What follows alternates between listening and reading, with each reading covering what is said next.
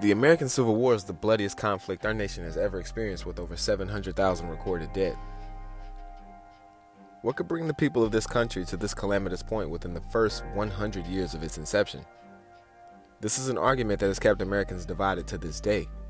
Almost 200 years after the first battles of the Civil War were fought, and tensions from these fault lines are still very visible in almost every American city.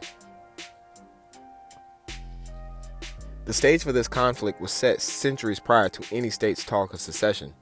The framers of the Constitution casually forgot to mention the institution of slavery, seemingly to allow the issue to resolve itself. However, the course of history would complicate things tremendously.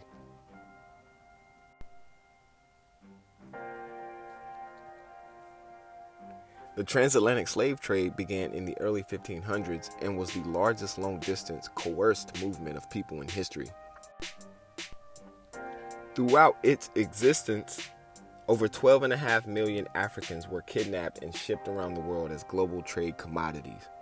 Of that 12.5 million, North America would only receive around 400,000 enslaved African people, with the bulk going to South America and what would become Brazil. The near total decimation of the indigenous people of North America created a rather peculiar situation for the colonizers of this newly found land, where the demand for a labor class increased rapidly. Until about the early 1800s, there were nearly 3 times as many enslaved Africans that were sent over on the Middle Passage than were European migrants. This demographic balance threatened to disrupt the new nation as they fought over representation at the federal level. The Constitution was ratified at the Constitutional Convention of 1787. This solidified the creation of the newly formed central government. A lot of ideas were tossed around, and among those concepts, these 3 points stood out. The New Jersey Plan,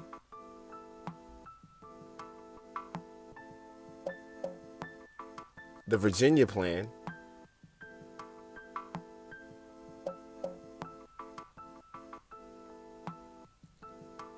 and the Connecticut Plan, which became the Great Compromise.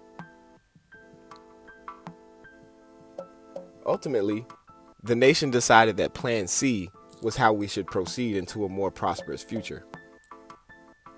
The Connecticut Plan would lay the foundation for the structure of government that we operate within today. 2 main political parties that represent the American citizenry.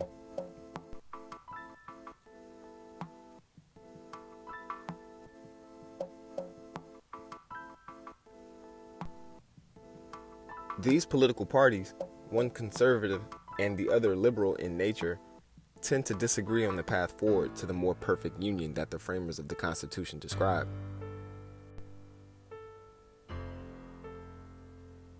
Their philosophies are rooted in the great debate between the word originalism and the phrase living constitutionalism. Within the Connecticut Plan, there were certain clauses and legal stipulations that the North and South settled on, thus introducing the 3/5 compromise and the dark bargain. Both predecessors that led to the centuries of struggle and black people fighting for the right to live as people and the right to exist as Americans. The South demanded every person be counted for reasons of taxation and representation. The North questioned, how can they be people if they're owned as property?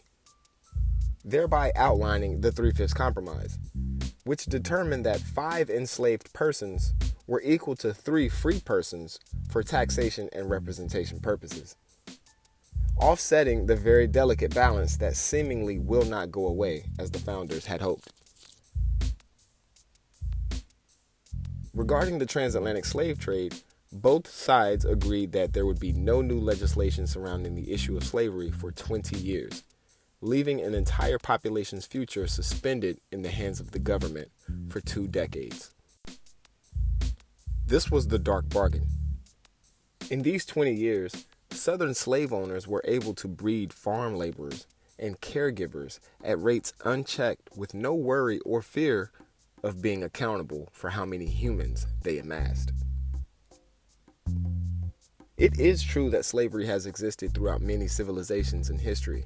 However, in neither instance were those individuals considered real estate, to be bought and sold, traded as such. This new nation asserted that all men were created equal. However, the issue of slavery would continue to affront the nation's ideals in a way that divided the population into two groups. Abolitionists that wanted to see the institution of slavery dismantled in full, and those that wanted the industry of slavery to boom. And with the constant import of these enslaved Africans, new economic prospects became available, expanding the political clout of the southern slaveholding states as the enslaved population was integrated into modern industry. In this time of rapid growth, the conscience of the nation sank. Free black labor created such a manufacturing stronghold in the South that expansion into new territory became a necessity.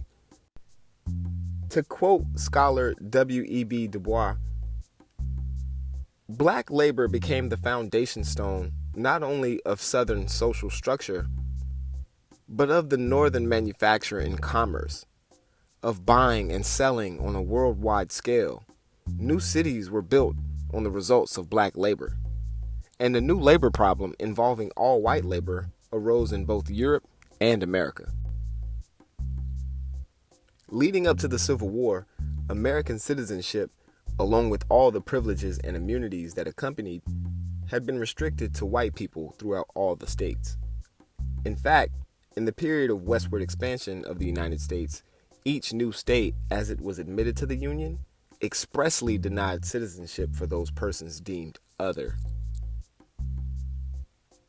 From the year 1803 until 1850, 15 new states were admitted into the Union, bringing the total number of states at this time to 31, with California being the last state admitted during this period.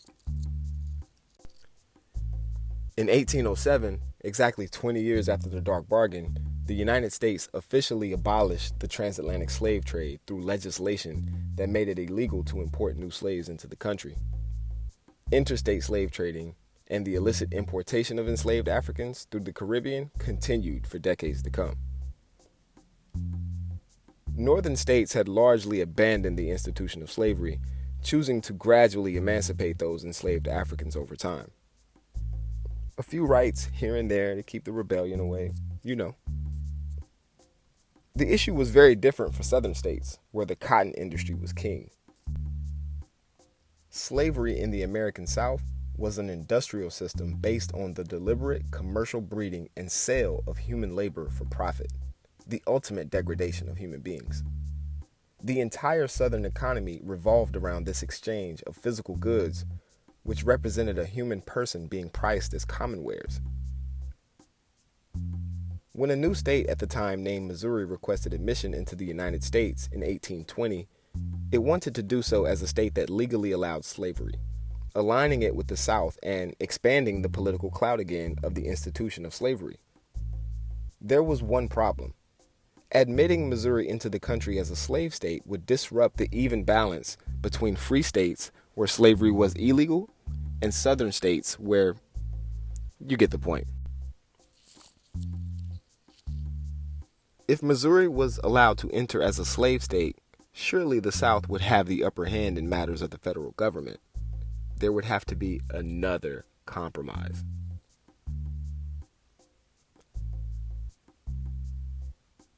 This back and forth would continue as the United States rapidly expanded into Western territory. Each new state would have to decide whether or not the industry of slavery would be allowed to persist within its borders. This was a very violent period of growth. While the American Army was creating the path for the Trail of Tears, the battle between abolitionists and those loyal to slavery waged on. Southern states implemented slave codes to protect their property, and the federal government implemented the Fugitive Slave Act to help them. Turning our attention closer to home, one of the original 13 colonies, North Carolina, we can see a microcosm of the toil for liberty by Black Americans and the struggles they faced along the way. Ultimately, a rare situation occurred where this location experienced some level of racial unity in the midst of a period of national division. In a small, bustling coastal town named Wilmington, a man by the name of David Walker was born as a free man in the year 1785. North Carolina law at the time determined that all persons born would inherit the status of their mother. This insidious law kept the institution of slavery alive through brutal practices and ensured that all of those born to the enslaved African women would continue to be enslaved, regardless of who the father was. Because David Walker's mother was a free woman, he would be born a free man. A free black man that ultimately became an antithetical symbol to the whole institution of chattel slavery. He traveled the South before moving to Boston, Massachusetts, and writing a scathing appeal to the nation on the institution of slavery in 1829. One that would unite and ignite the previously fragmented abolitionist movement. From 1830 to 1850, America became more and more divided. Slave rebellions and racial massacres became more and more common. The abolitionist movement centered its efforts on helping enslaved peoples escape into northern states and territories where slavery was illegal, and securing legal defenses for those fighting for freedom in the courts. This elaborate network became known as the Underground Railroad. However, this too would set up a prolonged legal fight between Southern slave owners who were upset over the idea that their property could be liberated in such a manner, and the states that they ultimately ended up in. This all came to a head with the pivotal Dred Scott Supreme Court case. Dred Scott was an enslaved African owned by a U.S. Army soldier in Missouri. During his time as a slave, he traveled to states that disbanded slavery and where slavery was considered illegal. One of those states was Illinois. While in Illinois, he met and married his wife, and they traveled back to Missouri together with his owner. After a short time, his owner died, and Dred Scott sought legal representation to fight for his freedom, being that he traveled to places where freedom should have been allowed to him. The lower courts ultimately ruled in his favor since he traveled into free territories. He was considered a free man. His former master's brother continued to fight this case all the way to the Supreme Court, where he lost and was sent back to slavery.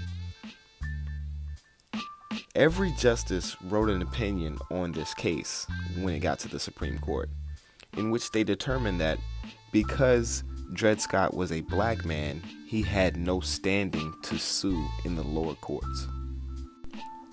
Ultimately, the Supreme Court justices ruled that the black man will never be a citizen in this country. I'll leave you with this quote from the ruling opinion in the 7-2 case. That's all the time I have for today, but please join me for part 2 of this video. I'll be talking about the Kansas-Nebraska Act, Reconstruction Amendments, the presidential election of 1876, and the Compromise of 1877. I'll go into the Fusion Alliance from North Carolina politics, and also what set the stage for the 1898 racial massacre in Wilmington, North Carolina. Thank you.